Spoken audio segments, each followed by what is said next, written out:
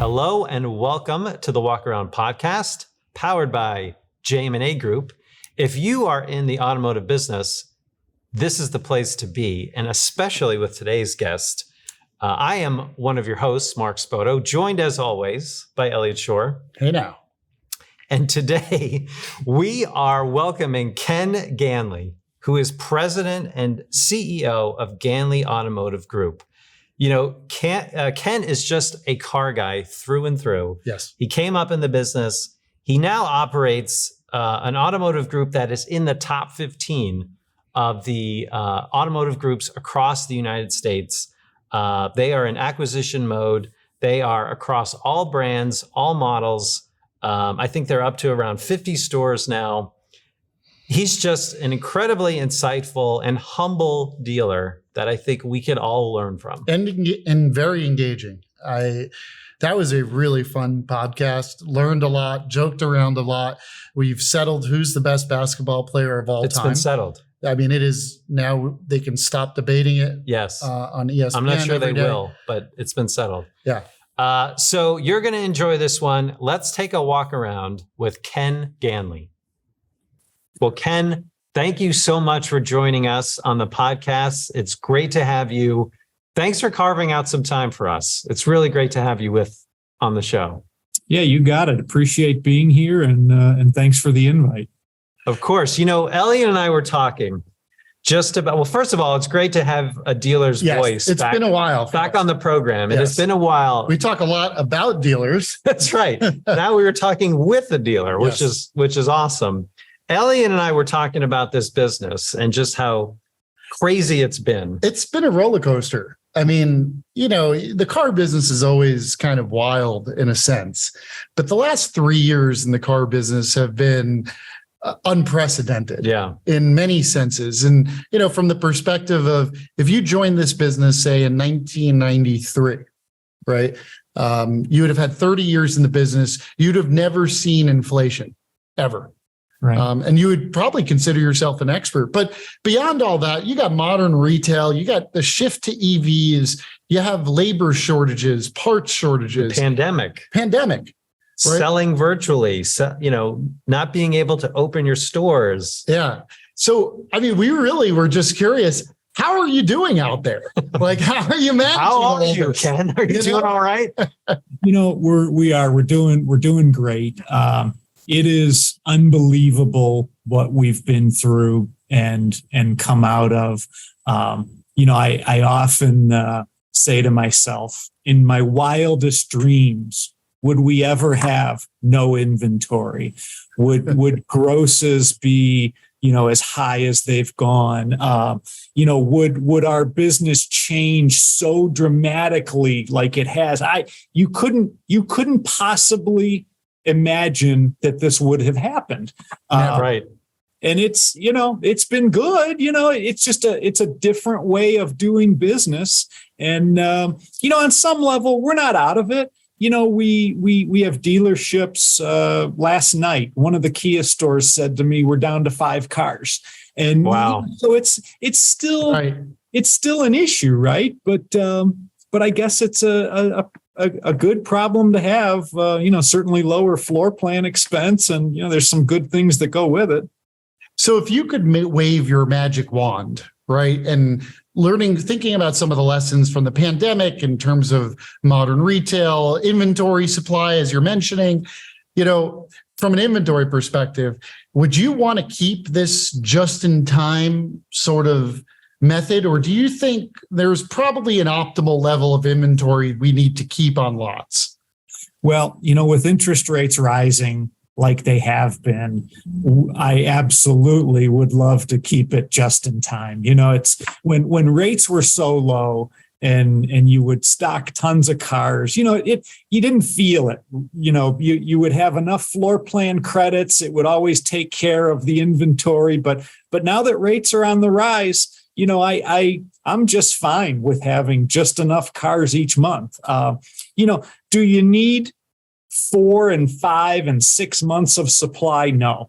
Would we like to have more than 1 day supply? Sure. Right. But it's, you know, I would say, what's still happening is with inventory, it's probably a good thing right now. And so Ken, sorry, go ahead. Sorry, just to follow up to that. In your purview, we've read a lot about the manufacturers saying, we're not going to build to these levels. We're done with the incentives. We've learned our lesson. We have seen the light. Not true. Do you think that's the truth?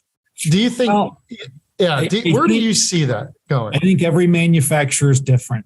I think some manufacturers may stick to that for a little while, and others are showing that maybe they won't. For example, it's Toyota. They've pretty openly told us, we're just not going to have the supply that you had pre-pandemic, and it's showing. The allocations are what they've been for a while. And then there are other brands that seem to be getting back into it.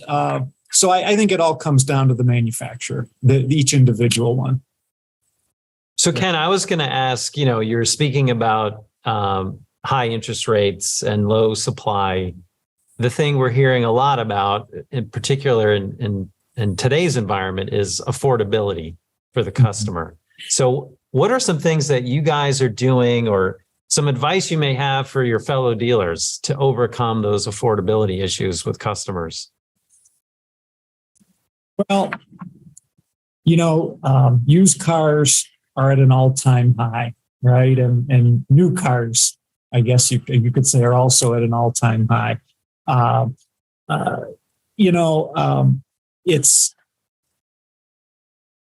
It still comes down to each individual customer, giving them the attention and the level of service that we like to give them. And it's our cars more expensive? Absolutely. They're not going down, right? So it's tougher every single day when a customer comes in and they're coming off of a lease from 3 or 4 years ago at $219, and now that same car is $399. So it's difficult. It's not an easy thing. We're stretching out loan terms. I remember it wasn't all that long ago that the longest term you would hear about would be 60, then 72, now 84. And it's just, we're stretching these things out to try and make cars more affordable. But it's a struggle. Yeah. I saw some people talking about a 96 month term. I've heard about that. 96 Is that insane or what? Yeah, that's probably not the best idea for anybody. At that point, it's, you're probably should not buy the car. No, it's probably not the right move. But in terms of all this, in terms of how you go about the business, and what is keeping you up at night? Like, what are you really worried about in the business? Obviously, affordability is something that affects everybody. Interest rates affects everybody. But for you and your team, a 50 plus stores strong, plus other businesses that you're in. What keeps you up at night? Well, we've been on this great run the last couple of years, and I guess the biggest fear is, for all of us, is that we have some horrible economic crash, right? I clearly remember 2008 and 2009. I remember trying to reduce our expenses at every dealership almost 50% because people just weren't walking in the door. I remember car dealers on dealer trades insisting on cashier's checks because nobody trusted anybody back then. It's I guess so. When you've been through that and you've seen it firsthand, you just hope it doesn't happen again. And we may not have the level of profitability that the last 2 years have held. But I think the business is still really good, and I think we're going to be okay. I don't see some dramatic crash coming, and let's hope I'm right with that. Yeah, no, we would agree. the demand is there for sure. And that's, to me, the biggest thing is people need cars. I mean, we talk about that all the time. It's for a lot of people, it's not a luxury, it's a necessity. It's a way that people get to work. It's a way they earn an income. And that's, even in the pandemic, you still saw the demand for car. I mean, in the recession, like you were talking about, but thinking about what you're saying in terms of looking forward, and clearly, it's not a secret that, you've been out there growing your business and acquiring stores. And so, one thing we talk about on the podcast here is how do dealers stay relevant? And clearly you're bullish on the franchise model, as are we. But, explain to us that, how you view the dealer in the future at playing into the value that they provide in the overall value chain of the vehicle purchase. Yeah. Well, I definitely believe that the dealers are going to play a role and we are going to be relevant moving forward. Will parts of our business change? Absolutely. But what we provide to the consumer, the service that we provide, being there for our customers when they need something and they can come into our brick and mortar building and we can take care of it. That's what a lot of these online companies can't do, right? That's why, I think there's a number of reasons you're seeing online used car retailers struggle, and their losses are mounting for a number of reasons. I never felt like a lot of those models would work, but at the end of the day, when a customer buys a car, and if there is any issue at all, the fact that they can come and see their dealer who's a member of the community, who gives back to the community, and the customer knows we're going to take care of them and solve it, there is a role for us, right? And it's car dealers aren't going to go away. So Ken, on that note, you mentioned some of the struggles we're seeing, and clearly Carvana taught us something. They sold 1 million cars online. Sure. So what can you and other dealers take from that lesson and apply it to what you were just speaking to, which is the dealer model is going to be relevant. They're going to be there for the customer. But what lessons learned from Carvana can you apply to the transaction itself? And where do you see that evolving? Sure. Well, certainly there are things that they've done right. They've made the purchase very simplistic. It's easy. It's a one price type of deal. And so I think as dealers, we can certainly learn from that. We can become better in digital retailing. Now, do I believe that the bulk of customers want to transact completely digitally? I don't think we're there. But are there things we can do better and lessons we can take from what they've done right? Absolutely. I still believe that a customer wants to do their research online. They want to have knowledge. They want to be prepared, but it's still such a big purchase. Oftentimes the second biggest purchase they're going to make. I think they want to come to the dealership. I think they want to sit in the car, drive it, make sure it feels good. All of those things that you don't get when you just buy something online. Yeah, that's a great point. And we've actually, on our segment, Schor Thing, we've had that because I have taken that same stance that I don't believe fundamentally that most customers want to transact with their vehicle online. I think to your point, they want to research.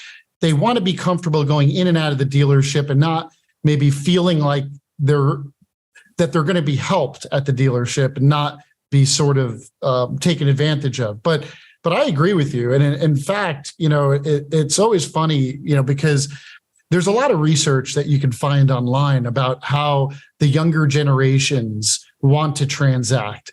And I always find it funny when you're talking and surveying an 18-year-old or about how they want to buy their car when they've never earned $1 in their life.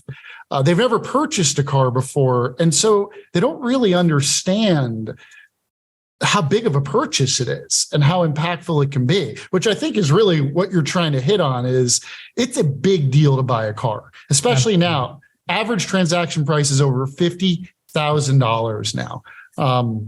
It's not something to be taken lightly. And, something I think dealerships provide as a service that to me goes under the radar, and curious to get your take on this, is just the ability to put a deal together. And what I mean by that is 50% of the United States has marginal credit, which means that a marginal credit customer is not going to put their credit score online. They know what's going to happen if they fill out a credit app. And so do you think the dealer plays an active role in one, as you were saying earlier, one customer at a time, in putting that deal together so that that customer can get into a car that fits their lifestyle and their payment? Well, just think about this for a minute. The relationship that the dealer has with the different lenders, and can you help a customer get into maybe a better tier, a better rate, a better term because of a relationship you've built with that lender? That's something you can't get online, right? Right.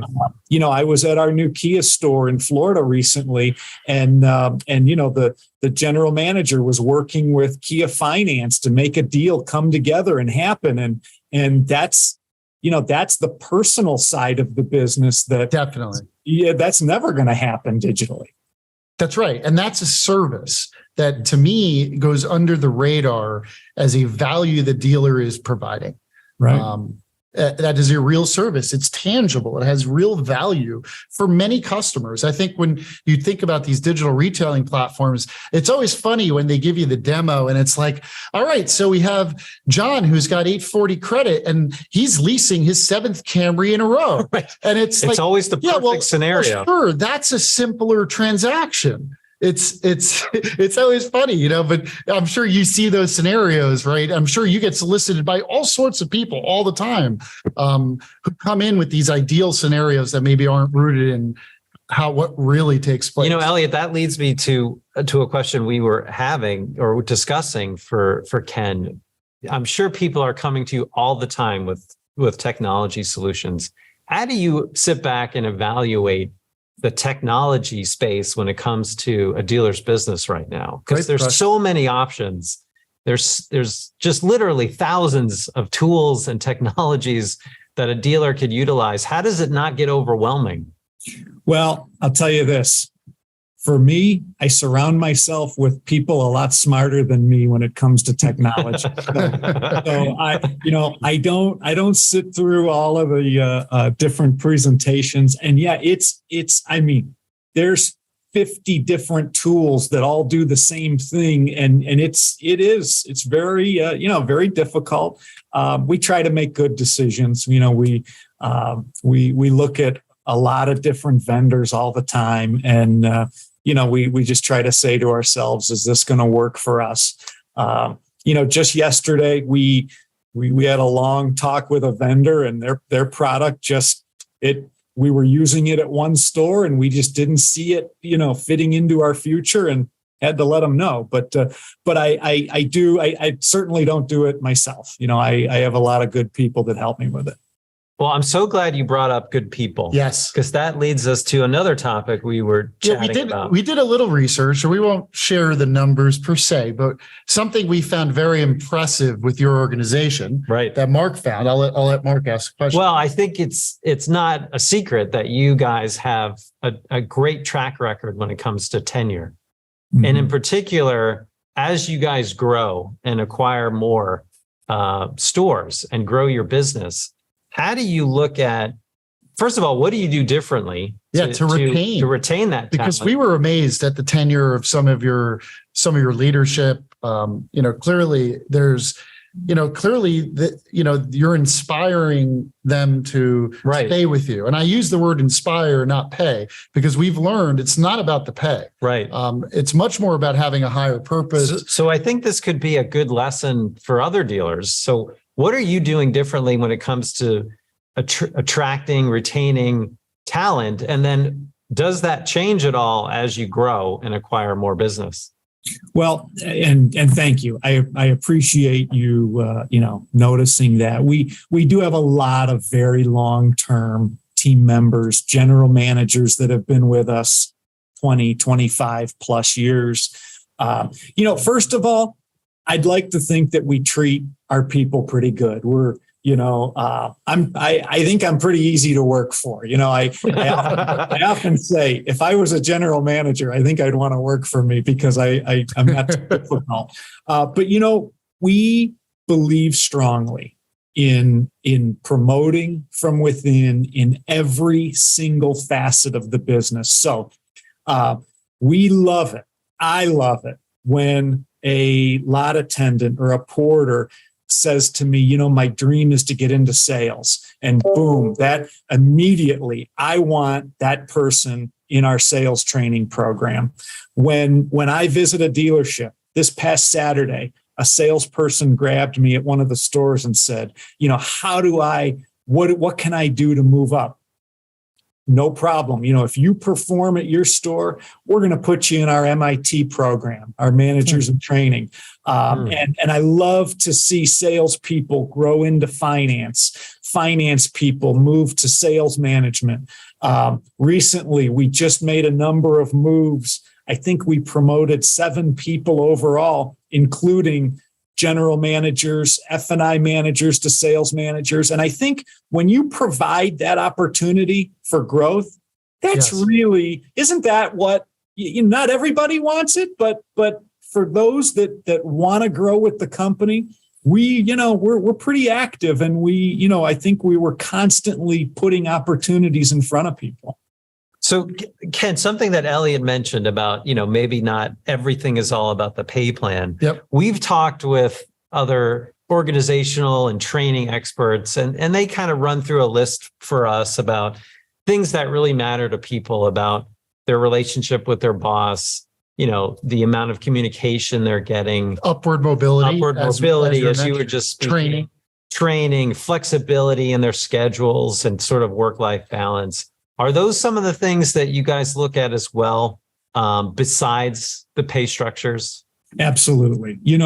One thing coming out of COVID that I think we all see is people are looking at their schedules and saying, how can it be more flexible? Can I work at home? And we still have a lot of people here in our corporate office that work from home, and that's okay. It works for them as long as they're getting done what they need to get done.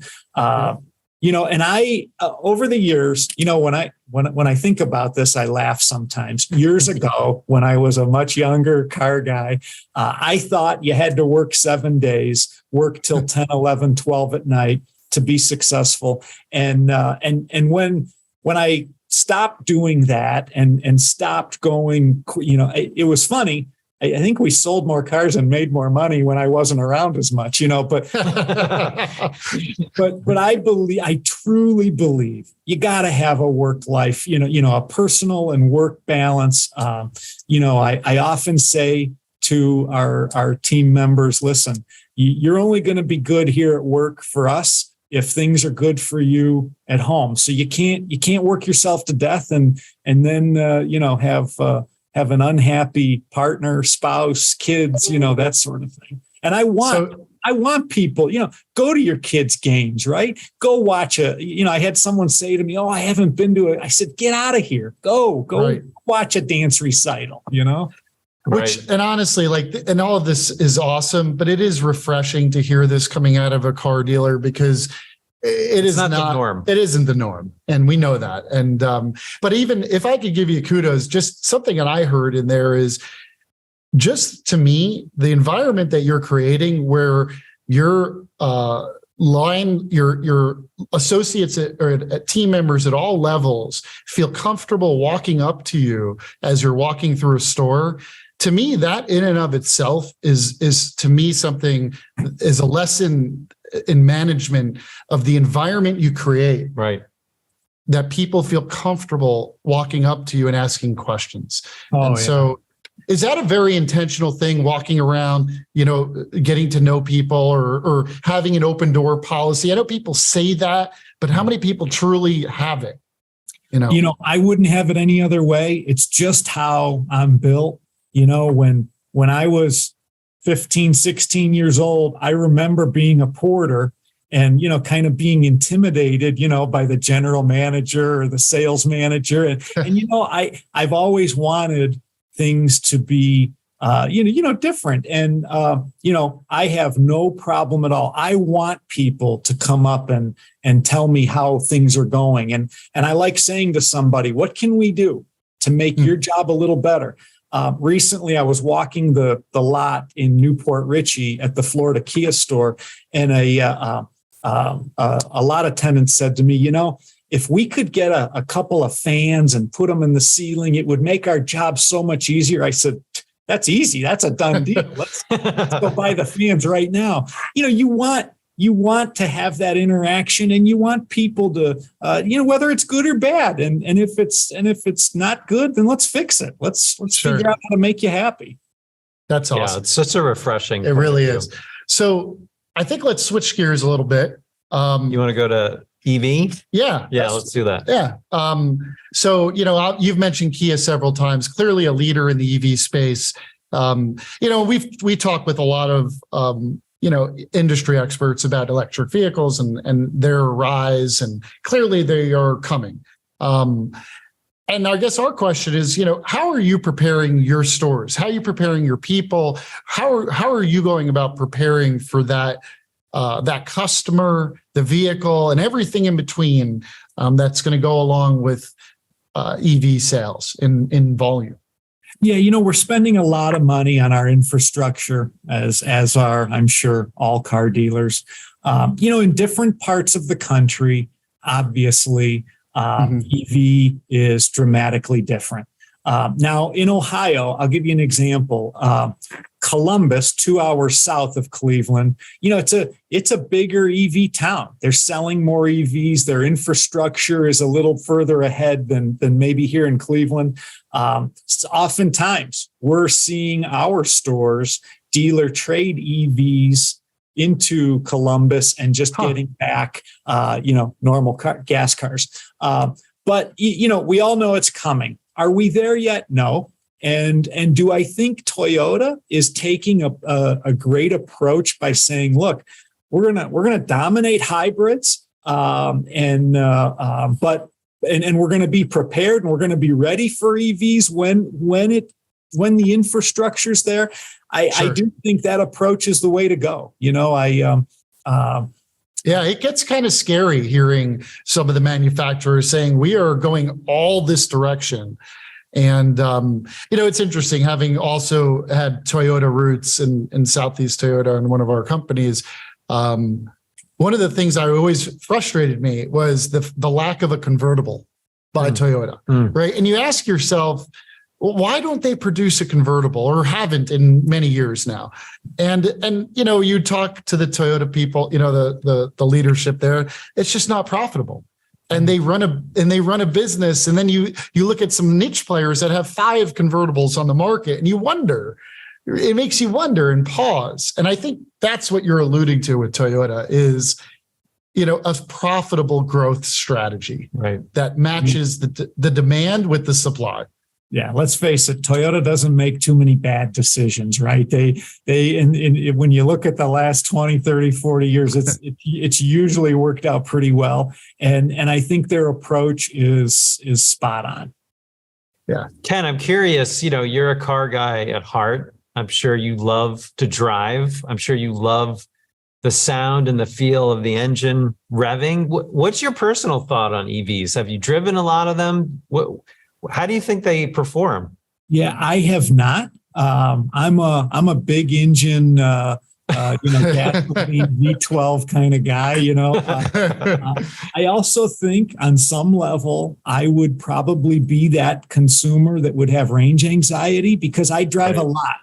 Sure. I don't commute a couple miles each way. I'm on the road for maybe 100, 150, 200 miles at a time. And, so I when I go to the gas station, I don't have the patience to wait 3 minutes to fill my tank. So I don't know that I would have the patience to charge my car. I'm with you. Well, and I would think most consumers probably have that same mindset, at least now. Well, we've been trained that way. That's our expectation. And we can pull up to a gas station. I mean, hey, we were in South Florida here recently. There was a rain event, and what happens in South Florida, which is kind of funny, is the second anyone hears of a gas shortage, oh my gosh, everyone runs to the gas station. And I can't even imagine what that scenario would look like with electric vehicles en masse. And so that scenario is real. It plays out. But yeah, there's a manufacturer. I think it's a supercar manufacturer. I forget if it's McLaren or Bugatti or who, but that they were talking about how to simulate the revving of a vehicle with a note, with a tune. And it just sounds silly to me. It's a bit bizarre. Yeah, I don't know that any EV is ever going to sound like a Dodge Demon, right? So we're approaching one of our favorite segments on the podcast. And we have some special questions. We have some special questions for you. But before we get there, I did want to ask you, as a car guy at heart, give some advice to people who are looking to get into the business, maybe starting their first job, or those that are thinking about aspiring to be a dealer, someone at your level that has seen so much success. What kinds of things would you advise them to think about, to do in their path forward?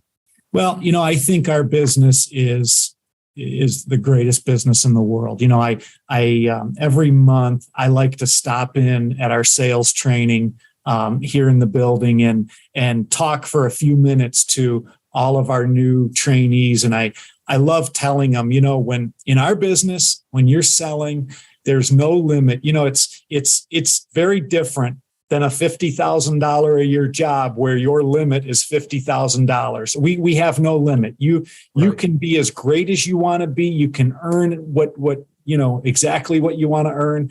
And so from that standpoint, I think it's the best business in the world. The growth, at least, with companies like ours, is unlimited. And, for a dealer, someone who's looking to be a dealer, last night I got a message on LinkedIn from a complete stranger. And he said, I'm trying to buy my own dealership, but it's too much money. And he said, do you have any advice? And I told him, I said, look, when I started buying my first stores, I bought, inexpensive, cheap, small town stores. And fortunately, we just worked like crazy and we made those small, tiny stores into monsters. I often think about a dealership that I bought in a small town, and it was selling, like 20 new and used cars a month. And that same store now sells about 250 to 300 cars a month. And it's all about the people. And it's those people at that particular store, they have all grown through our company. The general manager started at 16 as a lot attendant. And he's now running this monster store. In fact, he just got his second dealership that I put him in. And here's a young guy that's got an unbelievable career, but started at the bottom, just like me, just like a lot of people in the business. Right. So those opportunities, would you say they're still out there to start at the bottom, work your way up? And also those small, underdeveloped, under the radar stores, are those opportunities still out there, you think? Yeah, it's tougher. The price tag of all dealerships has gone up the last few years. But there are small town opportunities where, if you're going all in and you're putting every dime you have and you're borrowing money and you're using your house as collateral and you work nonstop. Yeah, you can make that work and you can grow. And that one small town store can end up being 4, 5, 6, 7, 8. Takes a lot of hard work, but it can be done. Yeah, it's a great message. Great advice. Awesome message. All right, Elliot, are we ready? Are we ready for a sure thing? Oh, I think ready or not, here we come. Ken, just a note. I love to keep score of Elliot here, and actually take pleasure when he's wrong. But please give him all the credit or that he deserves, or tell him maybe he's off track here. Yeah. So we'll start with the business one before we get to the fun ones. But, we mentioned EVs, and a lot of prognosticators have thrown out forecasts about the percentage of vehicles that will be EVs. And I actually am pretty bullish on EVs. And I believe, Ken, that by 2030, 50% of all new car sales will be battery electric. Sure thing or not a sure thing? I'm going to say not a sure thing. Oh. he just takes delight in people disagreeing with me. Oh for one. So if you had to peg it, and I know we won't hold you to it, but where do you think that number lies around? I think it's probably closer to 25 to 30. Okay. Yeah, I could be dead wrong. Who knows? But Yeah. No, I think that's a good fair. range, 25 to 50. That's right. Yeah. 25. I get partial credit. See what I did there? I'll give you partial credit. Okay. I'll give you partial credit. I don't deserve partial credit. You can take your delight. Okay. All right, here we go. Number 2. So, okay, now we're going to get into Ken, you're a basketball fan, aficionado. You've played basketball in your lifetime, we understand. Your 3 boys play basketball, right. Correct? Right. Yeah. And so obviously being in Cleveland, if you flip on ESPN radio in any given point of the day, odds are they're arguing about one thing. I think they argue about the 75% of their time. That's not a scientific number, but the question is, who is the best basketball player of all time? And you could see where I'm going here, obviously, but when I think of pure athleticism and ability, I got to give it to LeBron. But when I do think about the overall package of the player and the era they were in and the competitiveness and everything that goes into being a basketball player, I go and I believe that Michael Jordan is the best basketball player of all time. Sure thing or not a sure thing?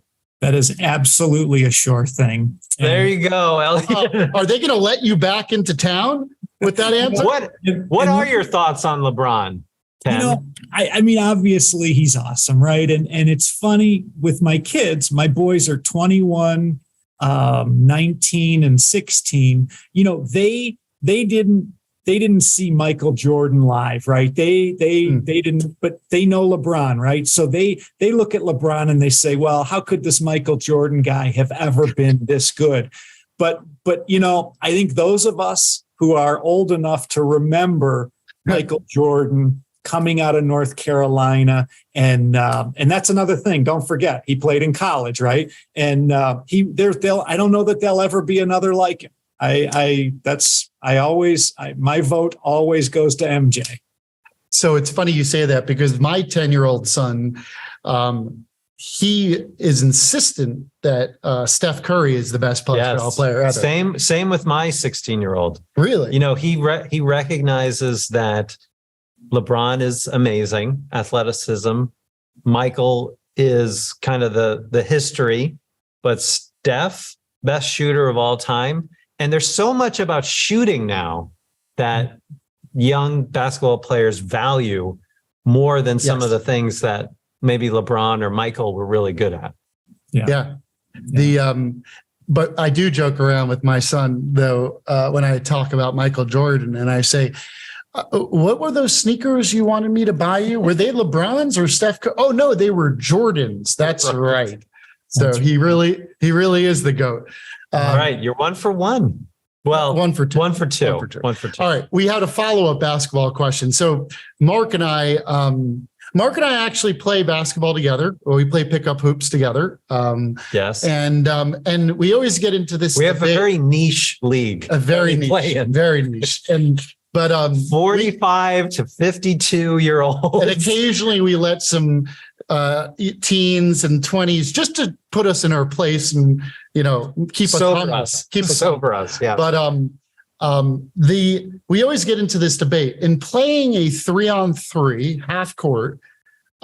Is it ones and twos or twos and threes? Meaning, are we playing 1 point for a basket and 2 point for a three, or twos and threes like they do in the NBA? And we always get into this debate. And to me, it's the stupidest debate. There is a sure thing here. And it is absolutely, in a pickup game of 3-on-3, it is ones and twos. There is no other way to play. Sure thing or not a sure thing, Ken?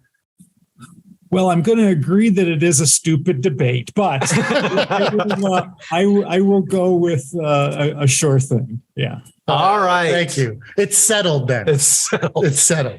Ken has declared it. Yep. It is and then ones and twos. And then one more bonus. We have a bonus for you, Ken, because you've been such a great guest here. And you don't have to answer this one, and so you can punt it. But I think about buying dealerships and buy low, sell high, like the stock market, right?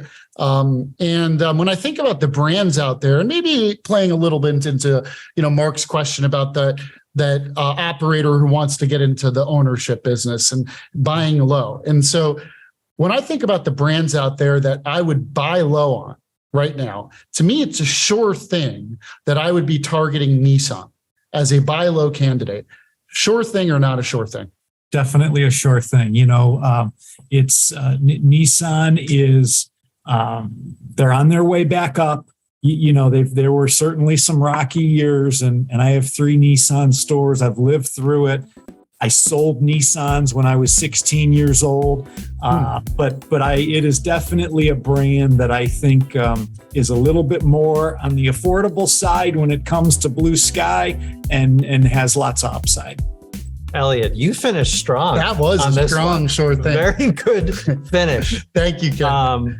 Ken, we can't thank you enough again for lending us your time, your insight, your experience. I mean, I learned a lot in this conversation, and I'm certain that our listeners are going to learn as well. So thank you so much for joining us, Ken. Yeah, thanks for having me, guys. Thank you so much for listening to us on The Walk Around. This podcast is produced by the team at the JM&A Group. Special thanks to Caitlin Swanson, James Gahn, and Michaela Gerritsen for helping us produce this episode and others. If you're a dealer owner, if you're a general manager, regardless of your career in automotive, you are sure to pick up some insights on The Walk Around. I like what you did there. Appreciate it. Yeah, that's nice. And we appreciate all of our listeners. You can find us anywhere where you can find podcasts, Apple, Spotify. We're on YouTube, Spotify video now available. All you got to do, if you have an Alexa-enabled device, you could just say, Alexa, play The Walk Around, and it will play. So we appreciate you. Remember to go ahead and subscribe. Thank you for listening.